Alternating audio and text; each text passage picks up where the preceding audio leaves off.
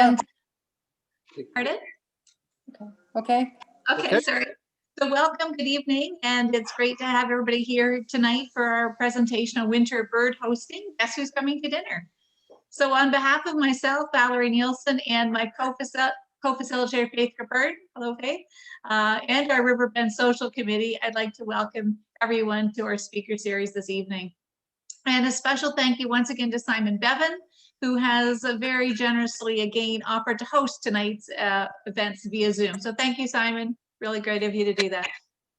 And we're also just very appreciative that we can take advantage of this opportunity to meet via Zoom in a safe online manner during this COVID pandemic. We're all stuck inside, so it's good to be able to get together in this way. So good to see so many people and hope that everybody is doing well. Anyway, I'd like to introduce our speaker for this evening. Her name is Gail McNeil, and she is from Nature London. So welcome, Gail. Gail has been actively birding for about 30 years, so we have lots to learn from her. So she started by taking birding courses long ago at Western and through Fanshawe, both of them. And then also she did lots of nature walks sponsored by the McElroy Field Naturalists of London. And that is now called Nature London. So she became a member of Nature London, and she's now actively leading nature hikes and is the membership secretary and has been a member of the Birding Wing Committee for Nature London as well. And outside of Nature London, she also teaches birding in London for the City of London, the Spectrum magazine that comes out. You've probably seen the Spectrum before. So she teaches that in spring and fall for the City of London. So she has lots of knowledge on this topic, and we're really fortunate that she could join us this evening. She's done similar presentations on Guess Who's Coming to Dinner in the past, as well as has done presentations called Walking on the Wild Side, which highlights 5 different areas to walk in London and what you can expect to see. So she has lots of information there. And just in chatting with her, she says her backyard is for the birds. So our backyards are also for the birds, and it's great to get a little more information about the birds that are in our own backyards and how we can enjoy them this winter. So our presenter has an interesting evening ahead of us with a great deal of information to share, so I hope you all enjoy that. Following her presentation, Gail will offer an opportunity for questions, and we recommend that you use the chat feature of Zoom. As you think of any questions during her presentation, just type them in during her presentation. And then following the presentation, Faith will facilitate the question and answer session. Looking through all the chat questions first, and if we have time, we may be able to do some of the hands up questions as well. So, and as always, we'll finish by 8:15 as per our regular speaker series finishing time. So thank you so much, everyone. And just reminding everybody to make sure everything is on mute, and I'm going to turn it over to Gail. Welcome, everybody, and thank you, Gail. Enjoy. Gail, just before you begin, I'd like to add that if anybody is not familiar with how to find or use your chat, there's a chat box at the very bottom of the screen. And if you click the chat screen, you can type in your question, and then you can present that to Gail as we finish your presentation. Okay, thank you, Gail. Sorry. Yeah, and just the other thing is you can see what other questions people have already put up there too. So you can check and see if it's a question someone's asked as well already too. So that's handy too. So anyway, back over to you, Gail. Thank you very much. Go ahead. Hey, thank you very much. It's nice to be here. And with Zoom, I don't even have to go home because I am home. And so that's kind of a nice little bonus. Anyway, I understand that you have an activity called Guess Who's Coming to Dinner, and that you don't always know who's coming to your house. So in our backyard, we're just not sure who's going to come and visit our backyard. And so we want to make it comfortable for them. So if what we need to have, if we have feeders out there, we need to have our binoculars, because sometimes it just helps to have the binoculars to get the bird a little closer. And it's always good to get pictures of them. Sometimes people, oh, I saw this bird, And it has black and it has gray. And if you had a picture, then that would make it much easier. The other thing is I have a little notebook here on the side of the table. And that is very helpful because if you can keep track of when the bird, the species arrived last fall, you know when to expect it again this fall. And so many times they all come back pretty well right on cue. And also you want to notice when they may leave. And you need to have your trusty bird watch app. That's Dexter. He likes to watch the birds too, and that's his little perch. So I happen to have a pond in my backyard, which is very welcomed by all of the birds. And it goes from being flowery and fun to the fall, where it gets very, very drab. So by my pond, I have, whoops, just a sec. Then we end up getting into winter. And I tend not to do a lot of gardening before winter arrives because the snow on the weeds and the branches and the grasses makes it look very, very beautiful. And the birdhouses become very enchanting as they pile with snow and they sit around your backyard. So if we are going to host these birds, we need to provide for them. We need to provide food for them, just like we would our guests. We need to provide shelter where they feel safe. And we need to provide water. So we're going to start at the bottom and work up. So for water, I have 2 bird baths and a pond. And as you can see, there's a family of blue jays in my pond enjoying it in the summer. And they still use the bird baths regardless of having that large pond there. And by my pond, I've kept a few things because they don't always want to just dive in. Sometimes they want to sit and think about it. Or after they've been in, they want a place to sit. So over here is an old lilac bush. And so rather than pull it out, I trimmed it back. And they like to sit on there. This is a Japanese maple that sits behind the pond. And this is a couple of mourning doves that have already made use of my metal great blue heron. And here I have a piece of driftwood.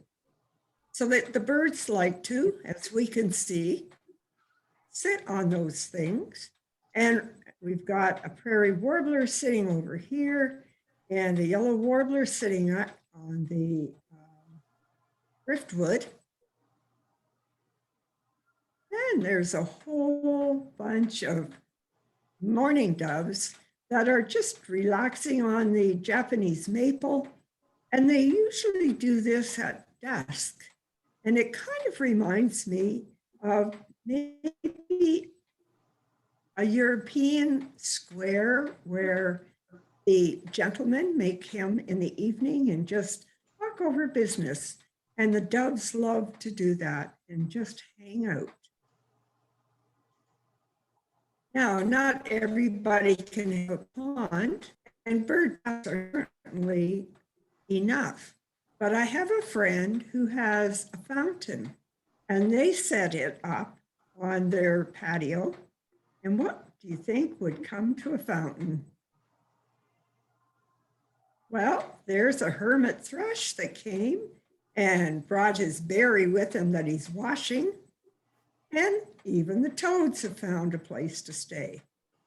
And in the summer, the baby skunks walk by and they probably grab a drink of water.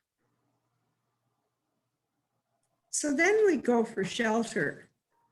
I have some cedar trees here and in other places in the yard, and they can be very, very full of birds, particularly when they've fed and there's not much else to do but just relax.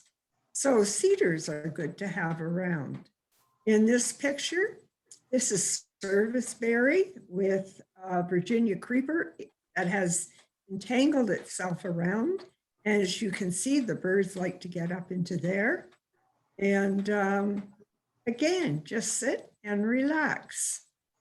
This is a euonymus bush that is on my patio, and I have several of them on the patio. And in the winter, I see birds popping around in there all the time before they come out to the feeder. There could be juncos, house sparrows, tree sparrows. So it's just a nice place to hide. And actually, one day this year, when I came down into the kitchen to look out, I saw a hawk right in that bush. So I think he was looking for a meal. And hopefully I didn't see him leave with anybody, but hopefully he was protected enough. And then a brush pile. I have 5 large trees in my backyard, so I have lots of branches. And this also gives birds a place where they can scoot underneath and get shelter. And then you need food and you need a place to serve it. And so you don't really need to have this many feeders, but you know what? I do. And so each one has a purpose.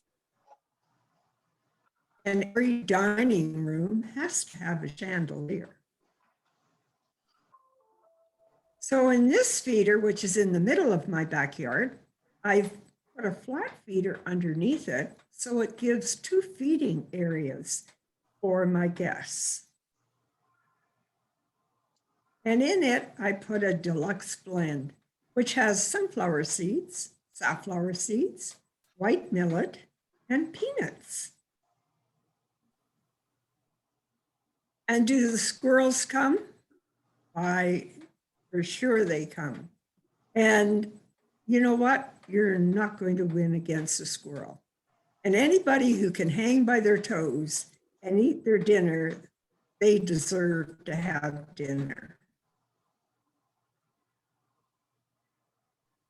I wish I could just run through the trees the way they do. So then we have in this feeder, we have safflower seed. Safflower seed is supposed to keep the blackbirds away that can be so annoying, like grackles and starlings. And it's supposed to keep the squirrels away too. But I've caught squirrels eating seeds from there. But what you might get at the safflower is the cardinals.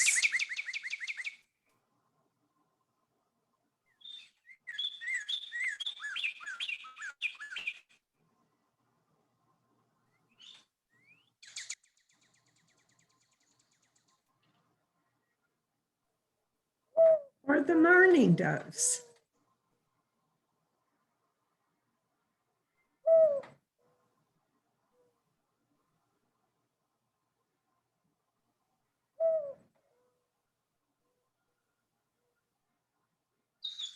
And the house finches.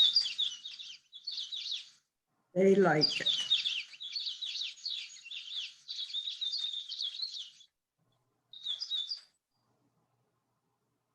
There's one other little creature that likes it very much as well.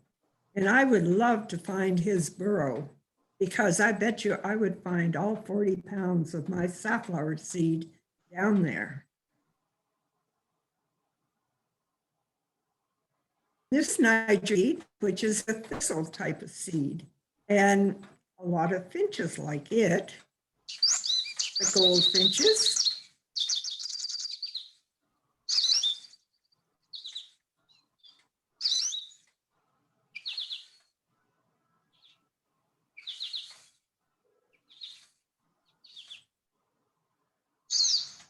the pine siskin. We don't get these often. We only get them in the winter because they live up north. And they don't look an awful lot different than our house finches, but their wing bar here is more of a yellow, and they have a yellow tinge. And as you can see, it's hanging upside down to eat. So that you find somebody like that, you've probably got a pine siskin. And the same with the red poles. They come from up north. They don't always come every year, but when they do come, they come in large groups. And then there's sunflower seeds and peanuts. And I put these feeders in cages so that only the small birds can get to eat there. Keeps the squirrels out, keeps the larger birds out. And so let's look at the peanut feeder.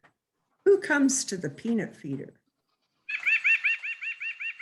This is a white-breasted nuthatch, and he has a very nasal call. And he runs up and down the tree head first, always with his head down. But he has a cousin. He feeds there too. And his call is nasal, but it sounds like a tin horn.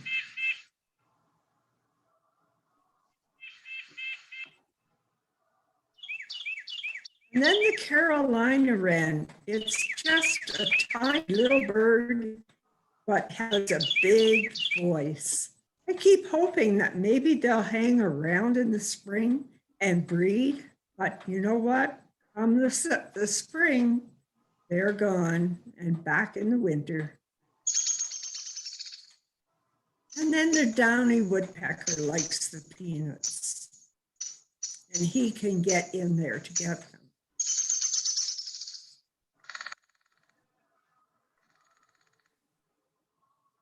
We mustn't forget our black-capped chickadee. He's a little guy, runs it, grabs a seed, and runs off to a branch to crack it open and eat it. And then this feed is sunflower chips. And what it is the inside of the black oil sunflower seeds. A little more expensive, but it's all food, solid food, and the birds love it. And they clean up everything that's dropped even. And as you can see, there's goldfinches and red poles here cleaning up under my feeder. And then there's suet feeders. This one has a red-bellied woodpecker. And I never thought I would have a red-bellied in my backyard, but I do. But the other bird that loves suet is a starling. And if you leave him to it, he will clean up your suet in a day.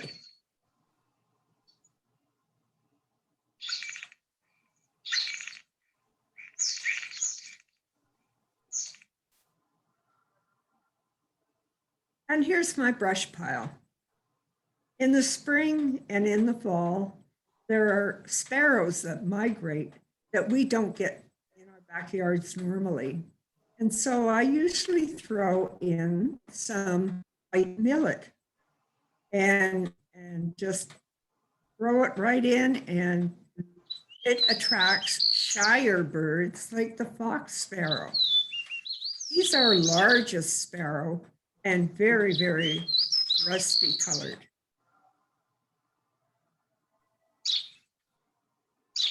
The house sparrow we have with us all the time.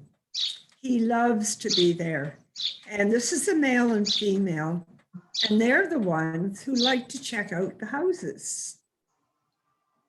And there she is, checking out the real estate because she has a family to raise and she wants to find a good place. And they certainly enjoy the pond.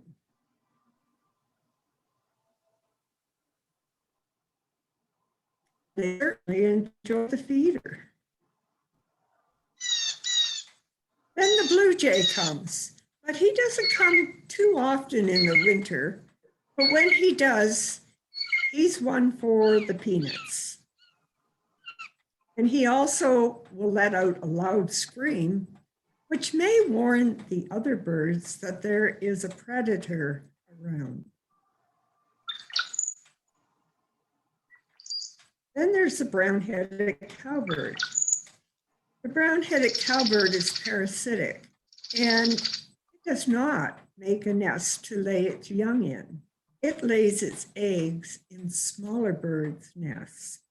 And then the smaller bird mom works so very hard to feed this chick that is twice the size she is. The other bird we have, the crows can go by.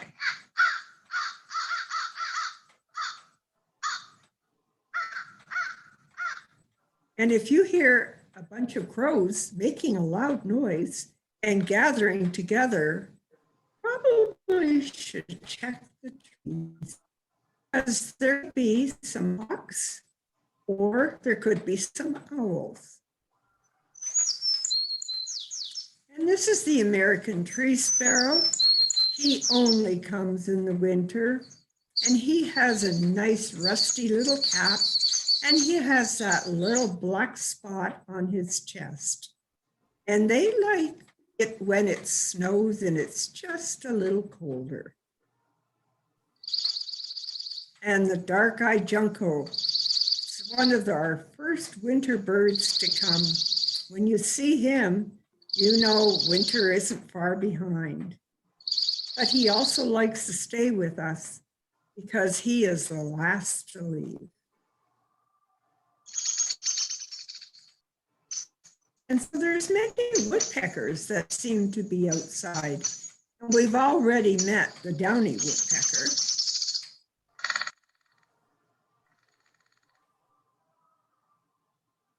And we've also met the red-bellied woodpecker.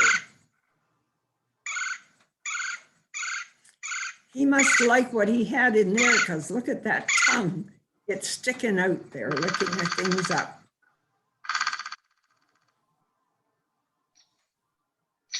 Then there's the hairy woodpecker, but you know, he looks very much like the downy woodpecker, and they do look very much alike. The downy woodpecker is in size, where the hairy woodpecker is 9 inches the size of a robin. But if you look at their beaks, you can see that the downy woodpecker has a very cute, tiny little beak. But the hairy woodpecker has a very large beak. The other woodpecker that we might get, the northern pecker. Normally, if he visits your place in the summer or the fall, he will be on the ground eating ants, but he's quite happy to get up and eat the seed out of the feeder in the winter. And then there's birds that like to come incognito and hide in the bushes because they're waiting to see what's around and how many of those little birds are feeding. Because he does not eat seed, he eats birds.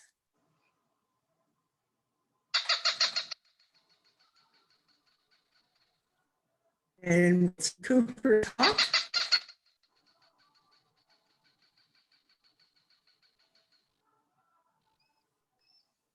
Or a sharpshin.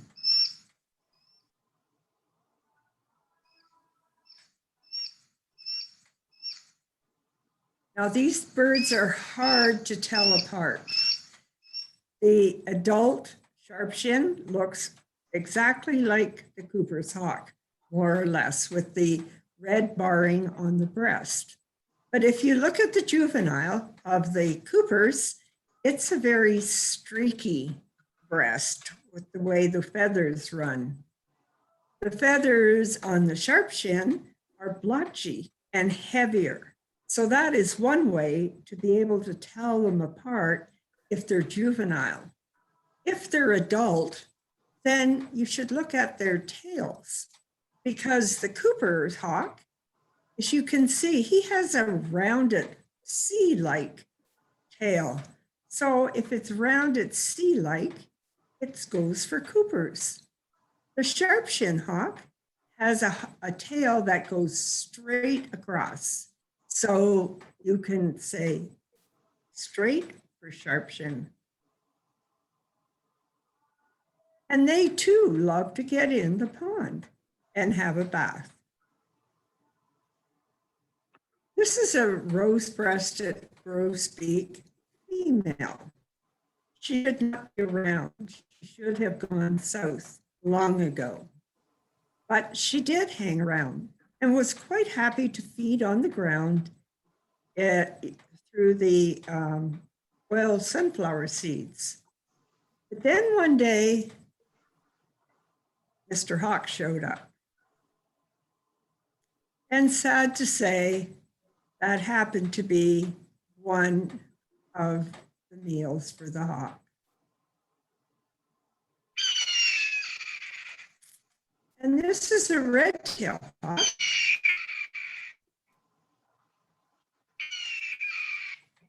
Now, he's not so interested in eating our birds.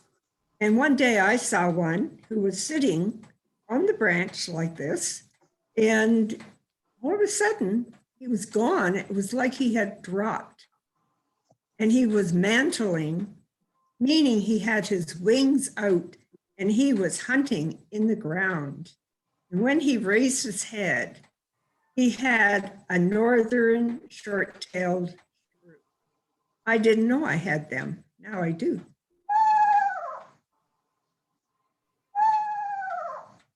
That's the call of the eastern screech owl. And I was hearing that one day, many years ago, and I said to my husband, I think we should be good hosts and get them a house. So we went out and bought this house.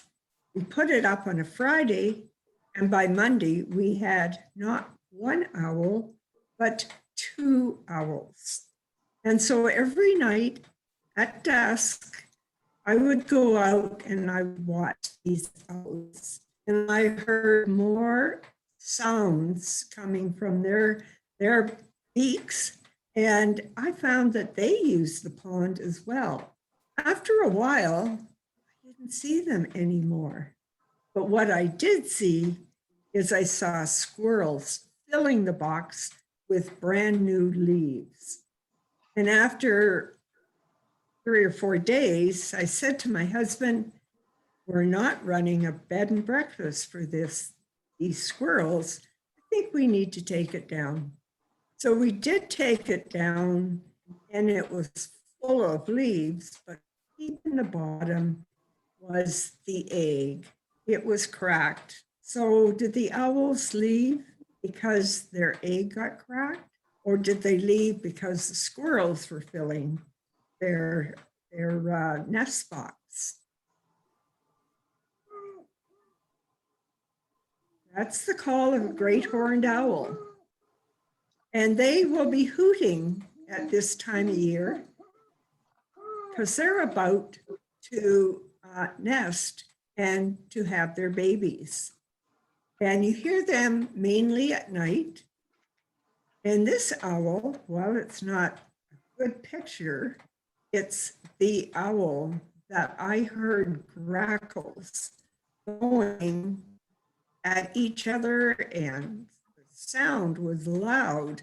And when I went out to see why they were doing what they were doing, there was this owl up in the tree.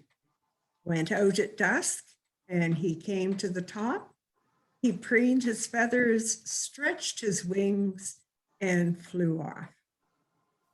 And the next owl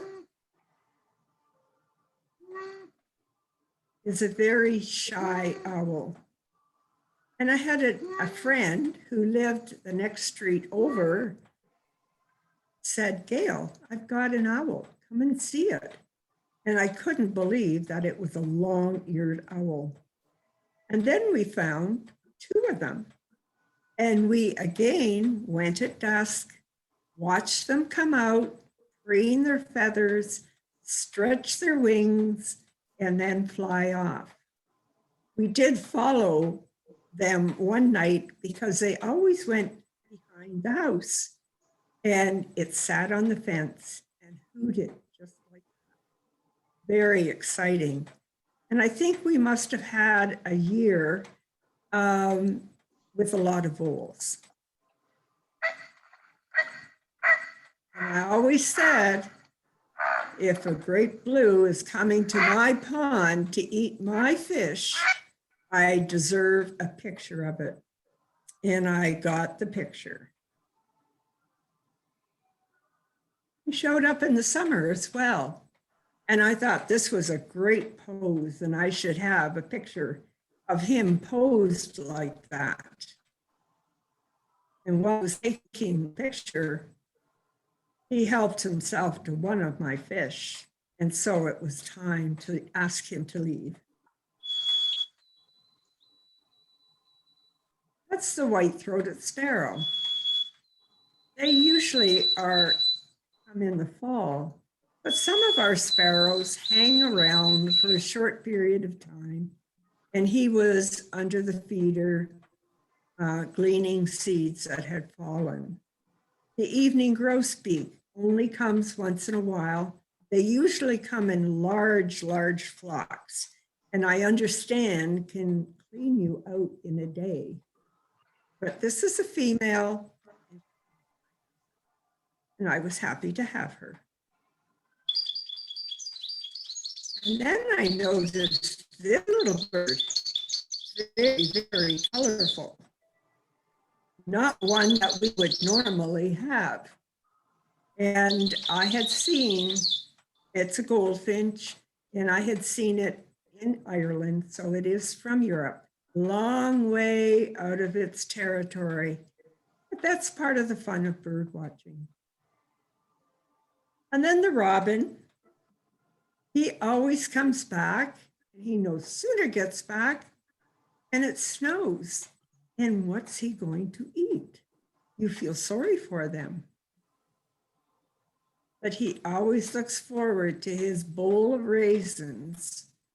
Or if you have an old apple that is kind of drying up, you can chop it up tiny and add it to the raisins, and they will eat them.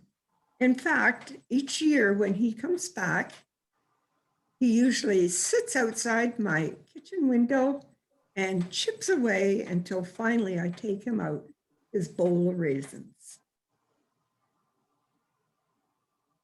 But birds aren't the only thing that eat under my feeders. We have the rabbits and the squirrels and the voles. They sneak out when you don't think you're, or when they think you're not looking, but I caught this one. So you never know who's coming for dinner. And so you need to be prepared and have shelter for them, have food for them, and have water for them because they need the water. So guess who's coming for dinner? Just keep an eye out in your backyard and see who is coming.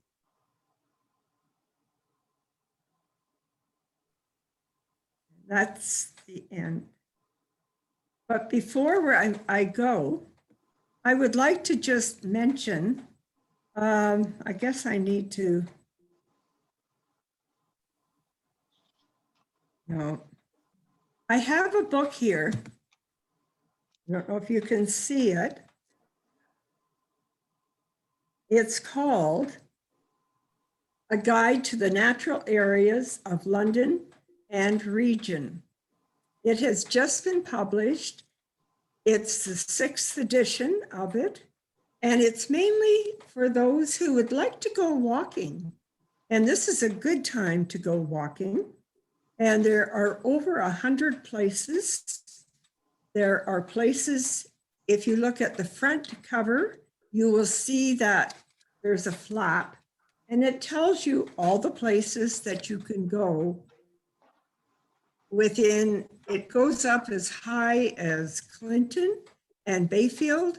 It goes as far east as Carrick. And so it's a good book to have if you're interested in walking. You don't have to be a birder. You can just walk, and it will tell you what you might see there in the way of plants, trees, and facilities. So if you want this book, it can be got by just typing into Google Guide to the Natural Areas of London and Region, and it will tell you how you can get it. It's basically a $15 book. For mailing, we charge $25 for postage. So just to let you know, you don't have to be a birder, you just need to be a hiker. And that's it. Thank you. Gail, we have a couple of questions here, if you wouldn't mind. Our first question is from Vicky, and would like to know, where is the best place to put feeders in the winter? Out in the open or closer to the trees for shelter? That's an interesting question. I have noticed this year, although I haven't noticed it in past years, that my big feeder that's out in the middle of the yard does not get the same activities as those that are up against the house and are or by the fence. And I'm sure that's because they feel safer closer to the house and they can get to shelter easier. So it doesn't hurt to have them closer to bushes. The blue jays come to the large feeder in the middle of the yard without any problem, but they're a much bigger bird. But most of the birds are coming closer to the house where there's more shelter. Okay, thank you. The next question is, as a beginning bird host or hostess, is there a general food that you would recommend to start this process of Yes. welcoming the birds? Yes, I would suggest the best food, if you're only going to have one, would be the black oil sunflower seeds. Just the little black ones. Okay, thank you. I have a question. I'm wondering, do you find it necessary to segregate your feeders by the size of birds they might attract? Like finches and Niger feed in one portion of your yard or garden, and the larger bird, like this for the sunflower seeds or safflower, in another portion of the garden or yard? No, I don't do that. I don't do that. I have the mixed seed out in the middle of the yard. My Niger seed is probably just to the right of it on a dead branch on a tree. And then I have my suet and the sunflower chips. I have that up by the house. I also have I have two peanut feeders. One, the small birds can go in because it's caged. The other one, which should be really good for birds, the squirrels like to take it over and wrap themselves around it. And you know what? I give that to them. They can have that. You know, you can't win with the squirrels, so just enjoy them. I'll learn to live with it. There's a common complaint here in Riverbend that we are, our birds, we have fewer winter birds here, and we are seeing a lot of hawks around. Do you think that's a deterrent for our birds, or? I think the hawks that are danger to the small birds are the Coopers and the sharp-shinned hawk. The red-tailed hawk, he eats rodents, and you know, may even go for a rabbit for all I know. But the red-tailed hawk really doesn't go for the little birds, but the Coopers and the sharp-shinned do. Okay, we have another question. How do we keep the deer away from our bird feeders? I haven't had to deal with that. Oh, they're bad here. I guess just height, more than anything. Oh, If it's high enough, it might not be able to reach, you know. I have one feeder that actually it's at my office window, which is second story. And I have put it on a pulley so I can let it down and fill it and then pull it back up again. And without really thinking about it, the squirrels love to chew the cord. Of course, guess what? They chew the cord, the feeder falls, and they've got a free-for-all. Except for I can't put it back up again, so they don't get any more seed. But I had the brainy idea that maybe if I used clothesline that was twisted metal, covered in plastic, that maybe that would work. So I had somebody help me put that up.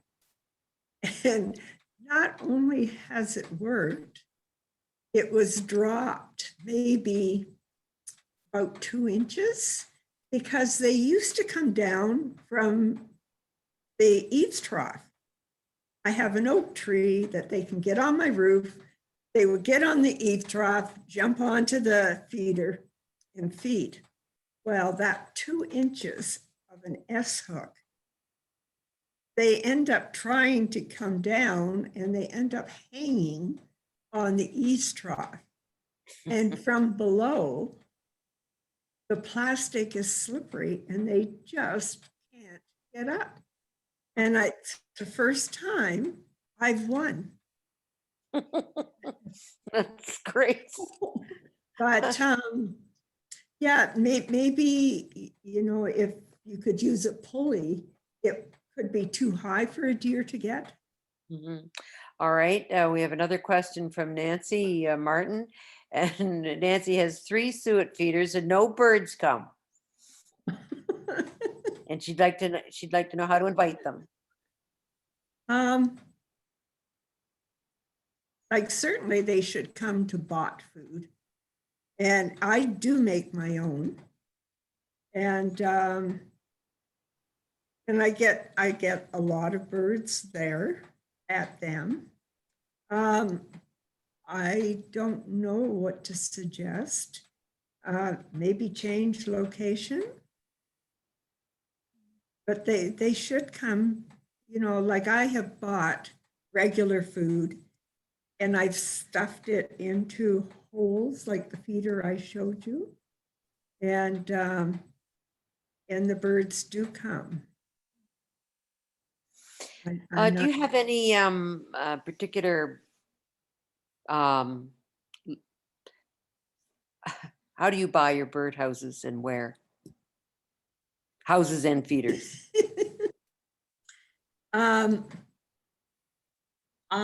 Because I'm close to Wild Birds Unlimited, I do go there. That's on Springbank. There's also feather fields out in Hyde Park on Gainsborough Road, and they're totally bird. And also further out on Gainsborough Road, there's a feed store out there, Hyde Park Feed and Country Store. And that was where I bought my owl box so that I could put it up and invite the owls in. So each store is very good. And that's, where I may get nesting boxes, or I do get my feed at Wild Birds because I live in that end of the town. Anybody else have anything they'd like to ask? If you do, you could just quickly unmute yourself and ask the question directly. I think we've got everybody else here. That looks like it, Gail.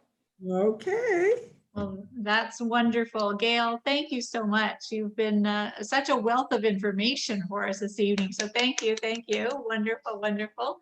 You certainly know birds and everything about them. So your 30 years of experience certainly does show. It comes through because you're so natural about it all. So thank you so much for that.